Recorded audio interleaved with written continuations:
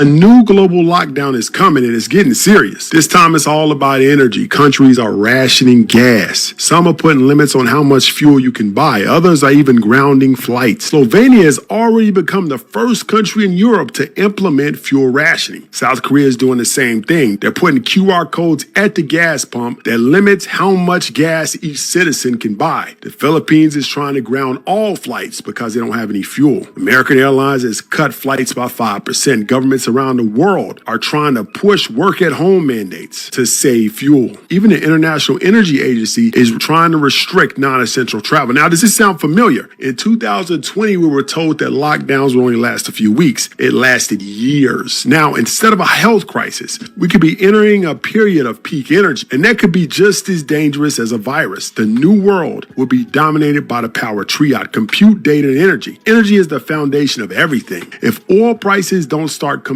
down, if geopolitical tensions continue, it will keep impacting supply chains, financial markets, global stability. This is bigger than the COVID lockdown. This is a system shift. You ready for another lockdown? Buckle in. It's going to be called the Energy Conservation Lockdown. It's going to be the same playbook from the 2020 global pandemic lockdown. They're just going to repurpose it and change the title to Energy Conservation so they can keep you in the house. So let's talk about it. So, the war in the Middle East, gas prices, crude oil through the roof. Countries like Thailand, India, Asia, they're all already standing in line for gasoline. Australia has already gone so far to already put restrictions in place. Work from home, alternate days that you can drive your car on the street based on your driver's license. We want you to carpool. All of that is because of the war in the Middle East and the gas prices going through the roof. All the men of GMS warned you. First and foremost, I want to give all honor, glory, and praise unto Yahweh, Bahashem, Yahweh Shai, Bahashem Rakakwadash.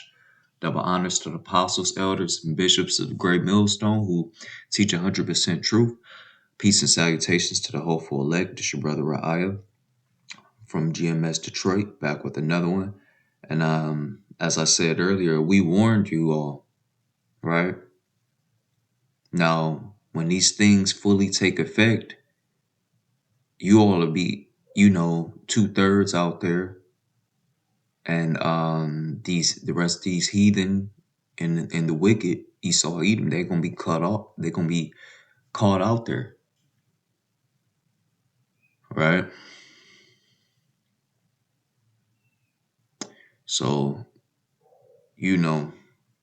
we've been prophesying about insane prices, inflation, right? We've been prophesying that there's going to be famine that happens, because if I let the video continue to play, there's more and more videos. This is a compilation video from GMS dedication, and fair use. But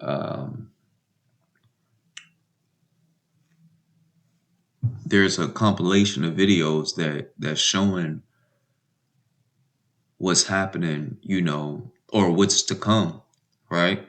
Because it hasn't fully hit yet, but in these other countries, and I forget what countries they said exactly, they're already coming out and saying that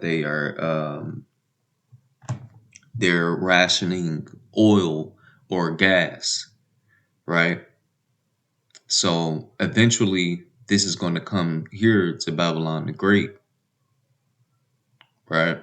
Because as we seeing gas prices rising, and they're rising every week.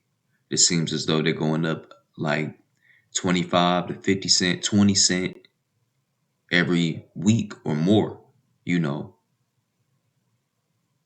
So we said this, and then it's going to cause for a man not to be able to Salakia, go to the next city, right? So, things is going to progress. So let me get this, Second Esdras chapter 15 and verse 17, right? Because a man shall desire to go into a city and shall not be able, right? Because from these prices being the way that they are, it's going to be damn near impossible for you to even get to work, right? Let alone trying to go to the next city, right? If you work, in the city that you're staying in. And then from this, it's going to cause shortages in every avenue you can think of, from electronics, from your food, from agricultural products. Things is going to get real tight. And these people aren't ready for it. We was out there on them highways and them hedges prophesying to you all about what was to come, right? Turn this down. What was to come, right? So let me get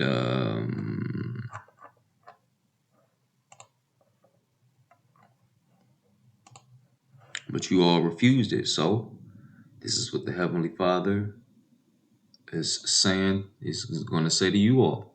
This is Proverbs chapter 1, verse 20. It says, wisdom crieth without, she uttereth her voice in the streets. She crieth, and this is the prophets that's out there in the streets, reaching out to the hopeful elect, and also giving out the judgment. That's what's going to happen to you heathens and you 2/3 and the wicked out there, Esau, Edom, right? And it says, 21, she crieth in the chief place of concourse. In your main place where traffic is, that's where you see the prophets at. And the openings of the gate, right in the main part of the city, right? The most traveled part. In the city she uttereth her words, saying, how long, ye simple ones, will ye love simplicity? Right?